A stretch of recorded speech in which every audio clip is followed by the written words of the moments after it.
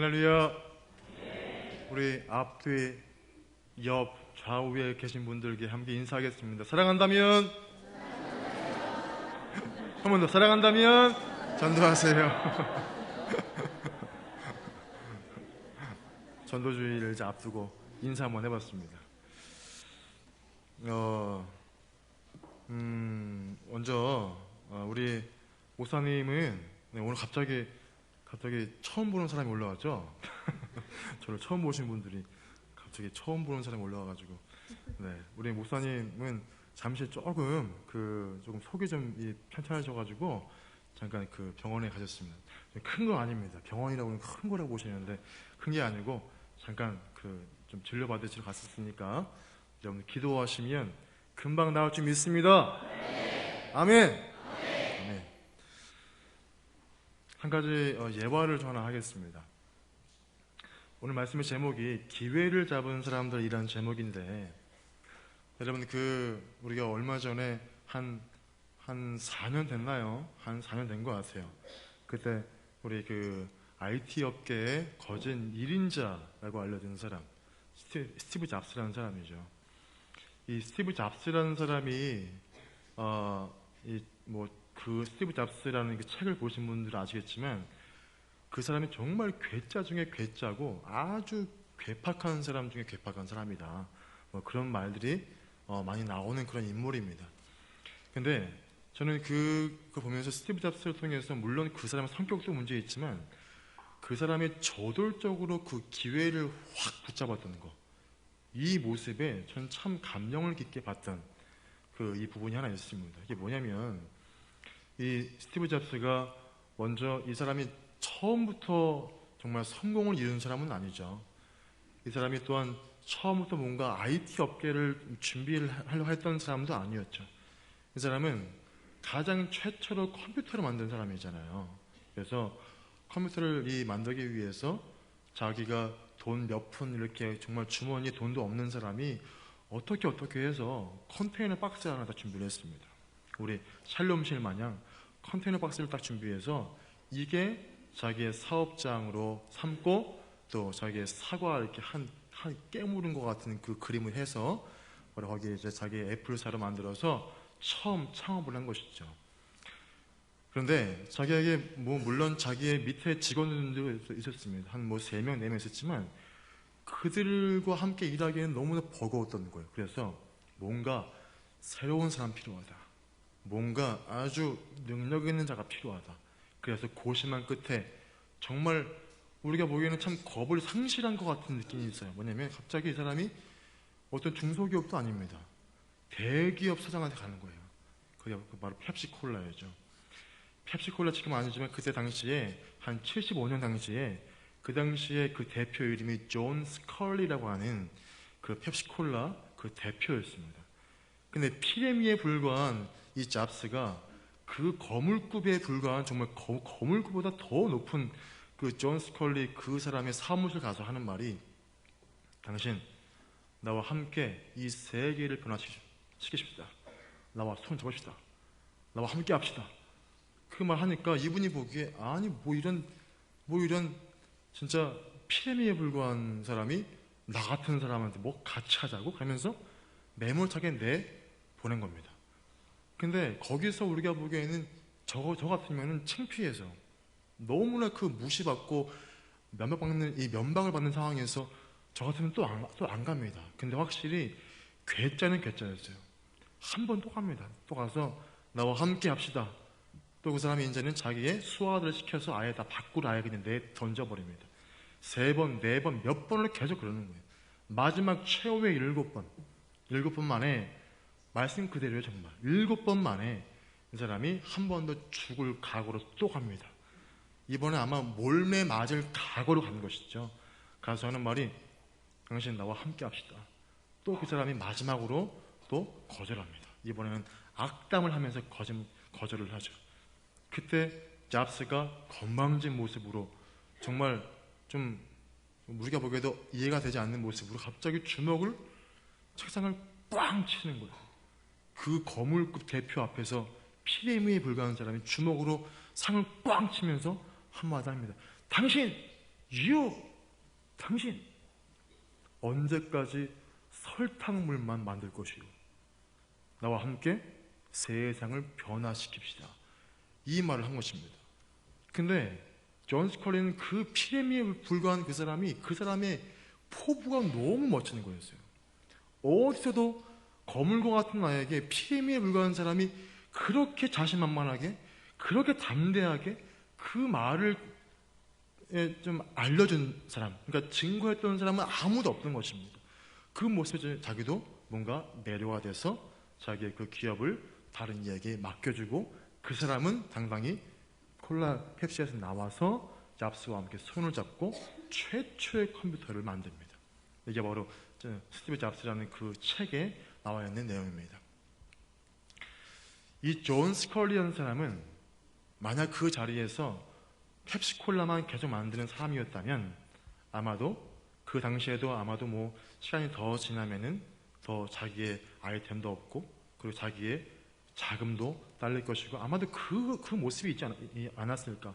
그 당시, 왜냐면 우리가 아는 코카콜라가 2위, 3위로 함께 다투고 있는 상황이었습니다. 한 번은 1위가 코카가 1위였다가 그 다음 펩시가 또 1위였다가 서로 그렇게 싸우는 상황에서 계속 하다가 어쩌면은 펩시콜라가 더 바닥으로 치러갈 수 있는 그런 상황이 아니겠습니까? 그런데 그 기회를 붙잡아서 가장 첫 번째로 IT 업계의 1인자가 되어지는 선두주자의 반열에 오르게 되었다는 것입니다. 오늘 이 말씀은 기회를 붙잡은 사람에 대한 말씀이 쭉 나오는 거야. 그게 바로 마리아라는 여인의 모습이 나오고 있습니다. 우리 마가복음 14장 3절 말씀 제가 읽어보겠습니다. 예수께서 베다니 나병 환자 시몬의 집에서 식사하실 때에 한 여자가 매우 값진 향유 곧 순전한 나드 한 옥합을 가지고 와서 그 옥합을 깨뜨려 예수의 머리에 부으니. 아멘. 이 말씀에서 왜 제가 이 말씀을 읽었냐 하면, 지금 중요한 것은 이 여인이 그 비싼 나드를 깨부셔가지고 예수님의 머리에 예수님의 발에 발랐다는 것, 뿌렸다는 것, 이 말씀을 하고자 하는 게 아닙니다. 중요한 것은 이것은 그 이후의 얘기예요. 가장 첫 번째는 그 장소가 가장 중요하다는 것입니다. 그 장소는 어떤 이 연회장도 아니었습니다. 뭔가 이 예식이 이루어지는 그 장소도 아니었습니다. 뭔가 잔치를 벌이는 그런 아주 뭔가 왁자지껄한 그런 시간도 아니었습니다. 이 장소는 어디였냐면 시몬이라는 사람의 집이었습니다. 이 시몬이라는 사람의 직업은 안 나오지만 이 사람이 어떤 사람인지 나옵니다. 바로 나병 환자였습니다. 바로 우리가 흔히 말하는 한센시병이라고 할 수 있습니다. 지금은 피부병으로서 지금은 쉽게 치료할 수 있는 이런 이 병이지만, 당시에는 너무나 건조한 지역이고 수분이 전혀 없는 지역이기 때문에 늘 먼지가 풀풀 날리고 조그만 상처만 나도 이게 골마 터져버리는 시대입니다. 그러면 나병 환자까지 앓은 사람이라면 온몸이 아마 악창과 다 썩어 문드러지고 코가 없고 정말 지저분한 그 모습으로 아마도 주님을 모셨지 않았을까. 그 당시에 모세의 이 법에 따르면 그 법은 하나님의 가장 절제절명의 가장 최고의 그런 저주 중의 저주가 나병 환자입니다. 그 나병 환자와 함께하면 그 사람은 저주받은 인물이고 그와 함께 어느 누구도 상종할 수 없습니다. 이 당시에 누구도 상종하지 않는 그 나병 환자, 누구도 거두도 보지도 않고 어떤 무리에 껴들어오기만 하면 돌팔매질로 죽을 수밖에 없는 그런 사람입니다. 그 자리에 마리아란 여인이 그 자리를 갔다는 것입니다. 근데 말씀이 아무리 봐도 서두의 말씀은 우리가 그 여인이 다음 날로 연기하였더라, 이런 말씀이 있어야 뭔가 어울리는 말씀인데 그런 말씀이 안 나옵니다.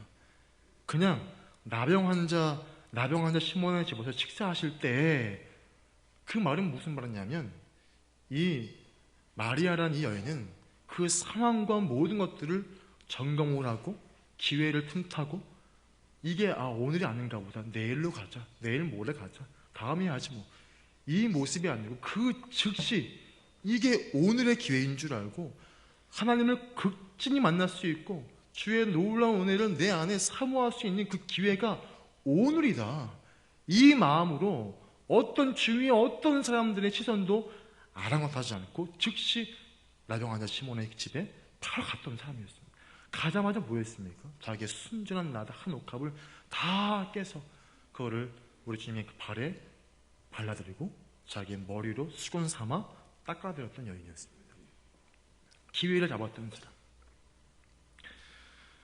여러분, 우리에게 정말 내가 이 기회를 붙잡아야 할 사람이라면 한 가지를 바랄 게 있습니다. 이게 복음이라는 거예요. 복음. 기회는 언제든지 오지 않습니다. 내가 복음을 증거해야 할 그 모든 사람들이 내 주위에 너무나 물론 이 많이 있지만 정말 예배된 영혼, 정말 나를 통해서 예비되어진 그 영혼이 준비되었다는 것은 늘 기회가 있는 거죠. 기회가. 그 기회가 언제냐 하면 내 생명이 매 순간마다 나에게 주어졌다는 그 사실, 이것부터가 기회라는 것입니다. 기회. 할렐루야. 주께서 우리에게 생명 주신 이유가 뭘까요? 우리가 생명을 받았다는 것을 그 사실 믿으십니까? 예수 그리스도의 십자가 때문에 내가 지금 구원의 바늘에 올라있다는 사실을 믿으십니까? 그러면 그 사실을 믿는다면 나에게 생명을 주신 이유가 무엇인지 우리가 알아야 하지 않겠습니까? 매 순간순간마다 우리가 잠에서 깨어납니다. 눈을 번쩍 뜨고 깨어나요. 이게 얼마나 참 감사한 제목인지 아십니까? 여러분, 한 가지 예화를 제가 좀 들어드릴게요. 저도 드린 이야기인데, 아버지와 아들이 있었습니다. 아버지와 아들이. 한 번은 아버지가 당신의 집에서 신문을 다 보고 있는데 저기 멀리서 아들이 막 뛰어오는 거예요. 아버지, 아버지, 헐레벌떡 막 뛰어옵니다. 머리에는 상처가 나가지고 피가 좀 묻어있는 상태에서 막 아버지는 뛰어옵니다. 아버지는 놀라는 거예요. 왜 그러니 아들아, 왜 그러니? 그때 그 아들이 말합니다. 아버지, 오늘 무슨 일이 있었는지 아세요? 제가 오늘 차 운전하는데 갑자기 어떤 차를 받아가지고 제 차가 전복되고 정말 낭떠러지 거기에 그 끝에 딱 서가지고 제가 극적으로 살았습니다. 아버지, 정말 너무너무 감사한 제목이에요. 감사합니다 하나님. 그 말을 들었던 아버지가 우리 같으면 그랬니? 이렇게 해야 되겠죠. 근데 그 아버지는 달랐어요. 그 아버지는 아주 여유롭게 신문을 딱 덮으면서 하는 말. 아들아, 아버지는 오늘 아무 일도 없었다. 그 말을 했다는 것입니다. 아버지는 아무 일도 없었다. 아버지는 이 자체가 감사라는 것입니다. 여러분, 우리가 위기의 순간에 갑자기 구사일생하고 어떤 어려운 순간에 확 내가 새 힘을 얻고 극적인 순간에 갑자기 확 살아나고, 물론 이것도 감사한 제목이죠. 중요한 것은 매 순간순간마다 이 소소한 제목들이 가장 최고의 감사라는 걸 우리가 너무나 모르고 있다는 것입니다. 내가 아침에 일어나서 눈을 뜬 것 자체가 정말 감사한 제목인 것입니다. 우리가 지금 주일 아침에 눈 떴잖아요. 아침에 우리가 눈을 번쩍 뜨고 숨도 쉬고 기지개를 쫙 피잖아요. 쫙 피면서 몸도 풀기도 하고 씻기도 하고 식사하고 교회 나옵니다. 이게 최고의 감사입니다. 감격 중에 감격인 것입니다. 또 하나, 우리가 많은 우리 젊은이들이 그런 말을 해요. 우리 대한민국 보고 뭐라 하냐면 헬조선. 정말 무슨 이렇게 세 가지 말들이 많이 나오잖아요. 젊은 분들이 만들어낸 말들이 참 많이 있죠. 사천포, 사오정, 이런 많이 있습니다. 이런 말 하면서 헬조선이다. 우리나라가 이제 미래가 없다. 박근혜 정부 무너져라. 이런 데모를 하고 있고, 이게 왜 그러냐 하면 현실에 감사하지 않기 때문인 것입니다. 저는 너무나 감사한 게 있어요. 뭐냐면 우리 다 마찬가지 것입니다. 김도영이라는 내가 대한민국의 국민이라는 게 얼마나 감사한지 몰라요. 우리 대한민국 민주주의 국가의 국민이라는 게 얼마나 감사한지 모릅니다. 할렐루야. 지금 북한 보세요. 북한 크리스찬들 정말 죽음을 불사하고 입을 덮고 숨어서 예배하잖아요. 지하교회에서 숨어서 예배합니다. 동굴에 어떻게 그냥 대충 깎아놓은 그 조그만 것을 들어가서 함께 예배하고 나오는 게 북한의 현재 모습이에요. 이슬람 보세요. 이슬람. 제가 저번 주에도 오후 예배 때 잠깐 말했지만 정말 이슬람 지금 그 이란은 이제 이름 바뀌었습니다. 이란 이슬람 공화국입니다. 이란 이슬람 공화국. 계시록 말씀 그대로예요. 6 그 숫자 받지 못하면 로마 정부의 어떤 물질도, 어떤 도움도, 어떤 복지도 받을 수 없고 죽을 수밖에 없는 상황이. 그게 말씀 그대로 이루어진 게 지금의 이란입니다. 이란이 그래요. 이슬람 국가들이 지금 정말 자기 목숨을 정말 좀 불사하면서까지 죽을까봐 두려워하는 마음으로 예배하는 분들이 지금도 엄청나게 많이 있다는 것입니다. 근데 우리는 지금 자유롭게 예배하잖아요. 자유롭게 이 자리에 앉아서 예배가 일찍 오든 늦게 오든 우리가 누가 뭐라 할 수는 없고, 우리가 마음껏 아멘 할렐루야 찬송 불러도 누가 우리를 막을 사람 아무도 없습니다. 공안들이 와가지고 우리를 잡아가거나 벌금 물거나 이런 부분들은 전혀 없는 민주주의 이 아름다운 대한민국 국가의 한 국민이라는 사실, 정말 감사의 제목 아니겠습니까? 할렐루야. 또 하나, 우리에게 생명을 주신 이유가 예배의 감격을 나에게 허락하시기 위하신 것이에요. 예배의 감격 때문에 내가 매 순간마다 예배 때문에 새 힘을 얻고 새 은혜를 입고 그 모든 어려운 상황에서 뛰어넘을 수 있는, 정말 유월할 수 있는 그 은혜가, 그 기쁨이 신앙 가운데 주어집니다. 이 신앙을 내가 매 주일마다 얻을 수 있게 하기 위해서 오늘도 우리 두 눈을 번쩍 뜨게 하신 것입니다. 감사한 제목 아니겠습니까? 그러면 이 감동과 은혜가 무엇 때문일까요? 예수 그리스도께서 나를 위해 죽으신 십자가의 그 복음이 초대교회를 시작으로 정말 온 세계에 퍼지면서 1907년 이 북한의 평양 대부흥운동이 일어나면서 우리 한반도가 민주주의 국가가 되었고, 이것 때문에 지금 자유롭게 예배할 수 있는 그 은혜가 십자가 때문이라는 것입니다. 할렐루야. 그러면 이 감동을 내가 받았습니다. 그러면 이게 어떤 감동일지, 그 감동이 뭔지를 한번 보겠습니다. 다 보신 이 영화일 거예요. 제가 그 전에도 한번 봤지만 우리 밴드에 유장로님이 그 모스트라고 하는 달이라는 영화를 이렇게 짧게 올리셨어요. 제가 또 봤습니다. 너무 은혜 받았어요. 보신 분 계시죠? 우리 밴드 하시는 분들. 이런 내용입니다. 그게 실제 체코에 있던 실화의 내용의 얘기입니다. 아마도 수십 번을 보신 분들이 많이 계실 거예요. 아버지는 다리지기입니다. 다리지기. 다리를 올리고 내리는 다리지기입니다. 강가에서 배가 오면 다리를 들려 세워주고, 배가 지나가고 저 멀리서 열차가 오면 다리를 내려주는 다리지기를 하는 아버지와 아들이 있었어요. 한번 아들이 아버지의 그 일하시는 모습을 너무 보고 싶어서 궁금해서 같이 한번 간 거죠. 그래서 아버지와 아들과 함께 그 추운 날 뜨거운 차를 마시면서 몸도 녹이고 아버지의 사랑을 너무나 많이 받았던 아들이었습니다. 이제 바로 아버지는 일하기 위해서 사무실로 가고 아들은 밖에서 낚시를 하고 있었어요. 한 번에 저기 머리 기차가 빨간 신호를 무시하고 그냥 내달려버립니다. 기관사가 그거를 못 봤는지 본인이 급했는지 다 무시해버리고 그냥 가버리는 거예요.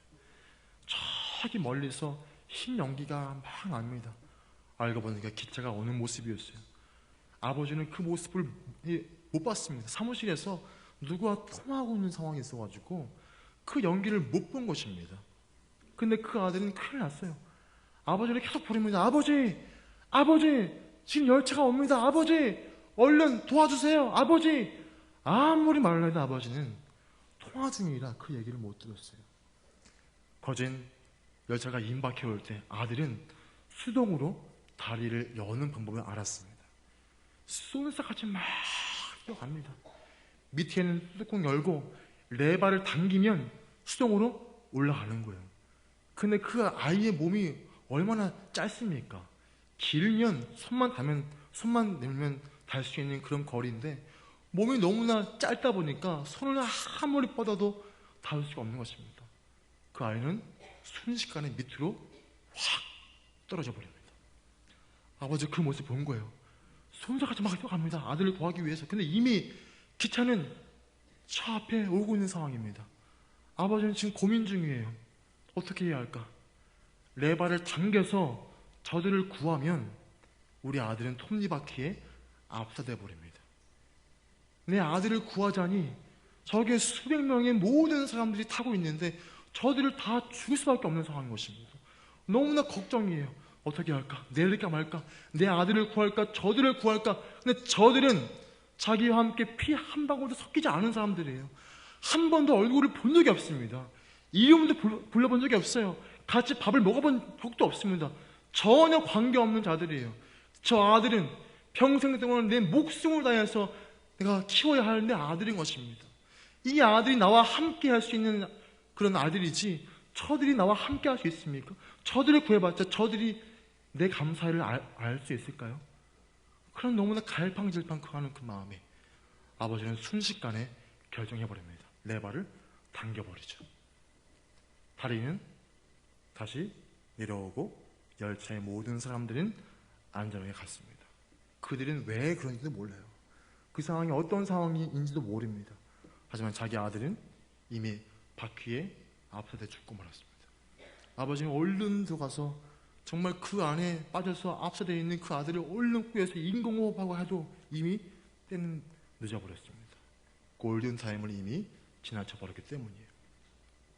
이런 죽임당했던 그 아들 때문에 그 아버지가 얼마나 마음이 아파서 슬픈지 이게 바로 체코의 실제 있었던 실화를 바탕으로 만든 단편 영화 모스트라고 하는 영화가 있습니다. 이게 무엇입니까? 이게 예수님의 은혜입니다. 하나님이 우리를 버려도 되는 거예요. 우리를 버려도 되는 것입니다. 우리가 지옥에 가든 말든 상관 안 하셔도 돼요. 네, 그렇게 안 하셨습니다. 그 아들을 죽음의 사지로 내보내십니다. 눈물을 흘리시면서 그 아들을 내보내십니다. 그 아들이 못 박혀 울부짖는 그 모습을 보면서 단 한마디도 말씀 안 하시고 묵묵히 계시면서 아들의 죽음을 끝까지 지켜봐야 했던 분이 우리 하나님 아버지의 모습인 것입니다. 이 은혜를 내가 받았습니다. 이 은혜를 우리와 아무런 관계도 없는 우리가, 하나님과 우리가 정말 어떤 관계도 없는 우리를 너무나 사랑하셔서 자기 아들을 버리면서까지 우리를 구원하신 하나님의 은혜, 이 얼마나 큰 감동입니까? 이 감동을 내가 지금 받고 있는 사실을 믿으십니까? 이 은혜가 매 순간순간마다 나에게 임할 줄로 믿습니다. 그러면 그 감동 받았으면 우리가 어떻게 해야 할까요? 그 감동을 내가 안 되면 우리가 어떻게 해야 할까요? 우리 그냥 앉아서 나 혼자 구원받으면 됩니까? 나 혼자 그냥 그래 난 죽으면 천국 가, 아이고 다행이다, 휴, 이렇게 해야 할까요? 아니면 나의 지인들과 나와 함께하는 모든 분들에게 복음을 증거해야 하겠습니까? 뭐가 정말 올바른 모습이겠습니까? 여러분, 전도란 말이 있고 인도란 말이 있습니다. 전도와 인도는 물론 같은 뜻이죠. 하지만 그 말의 의미는 너무 달라요. 전도는 내가 앞에 있는 분에게 예수 믿으세요, 예수님은 당신을 위해 돌아가셨습니다, 십자가에 또 부활했습니다, 이 복음을 증거할, 이게 전도입니다. 인도는 그분이 우리 교회에 오시는 것, 이게 인도입니다. 근데 많은 사람들은 전도는 무조건 인도인 줄 알아요. 내가 전도를 해야 되는 그것 때문에 전도하면 그걸 반드시 인도해야 한다는 그 강박관념, 그 부담감 때문에 전도 자체를 두려워하고 안 하는 것입니다. 근데 여러분, 인도는 내가 하는 게 아니에요. 우리가 할 일은 복음만 증거하시면 됩니다. 예수 믿으세요. 예수님이 당신을 위해서 나와 함께 우리의 죄를 위해 십자가에 못 박아 죽으셨어요. 이 말씀만 증거, 이게 전도라는 것입니다.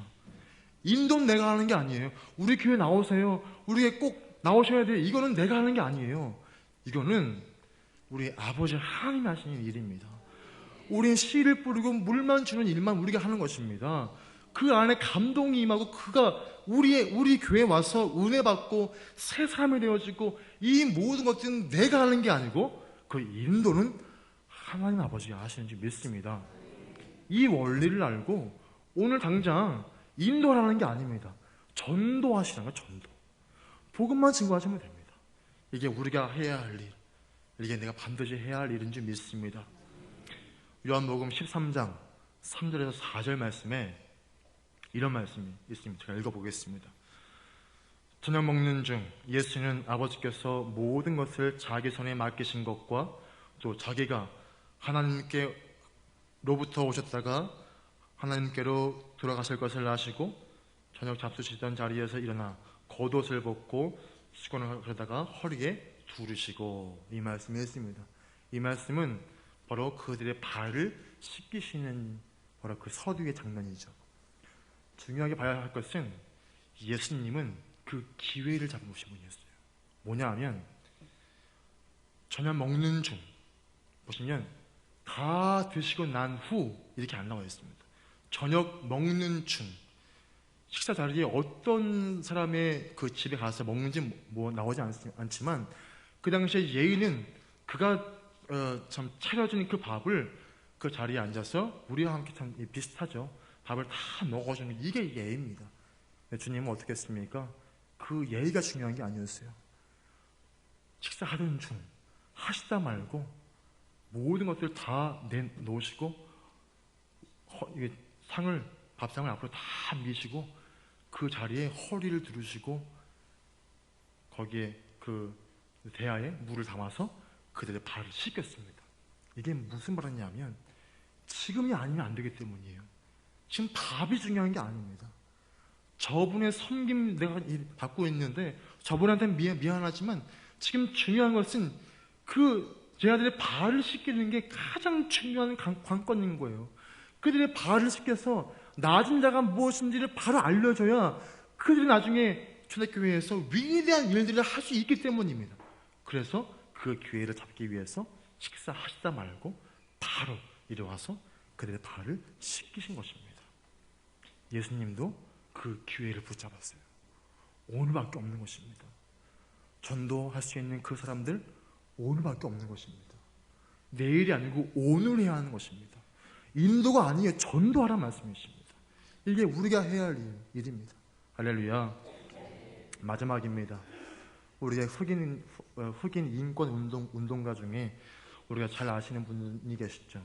바로 마틴 루터 킹 목사님이시죠. 이분은 백인에게 암살당해서 이렇게 죽게 되죠. 근데 이분이 운명화시키 몇 주 전에 마지막 설교를 할 때 이런 말을 했다 합니다. 뭐냐면 그 당시에 백인들이 흑인들을 정말 몰래 죽이기도 하고 몰래 그런 폭행을 하고 이런 악한 사람들을 두고 하는 말이 아니었어요. 뭐냐면 이런 말이었습니다. 이 사회적 전환기의 최대 비극은 악한 사람들의 거친 아우성이 아니라 선한 사람들의 소름 끼치는 침묵이다. 소름 끼치는 침묵이다.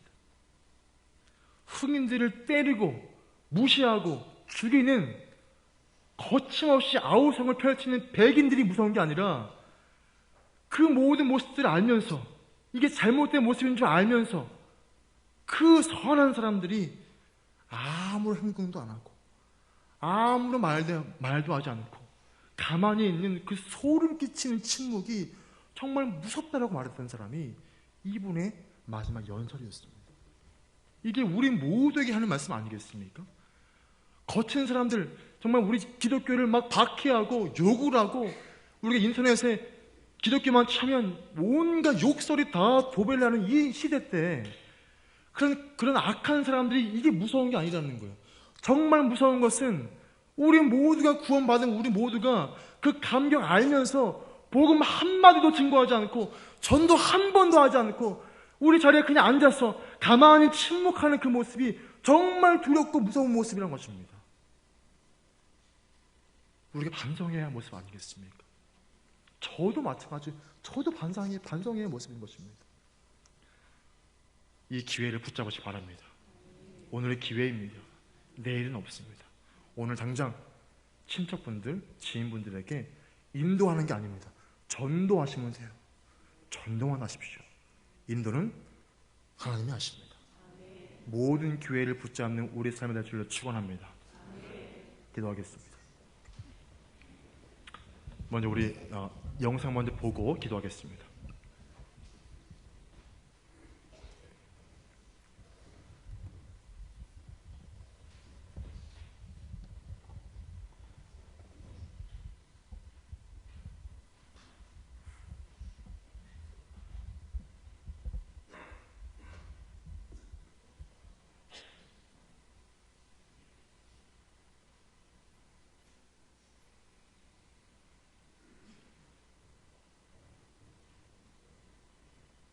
소리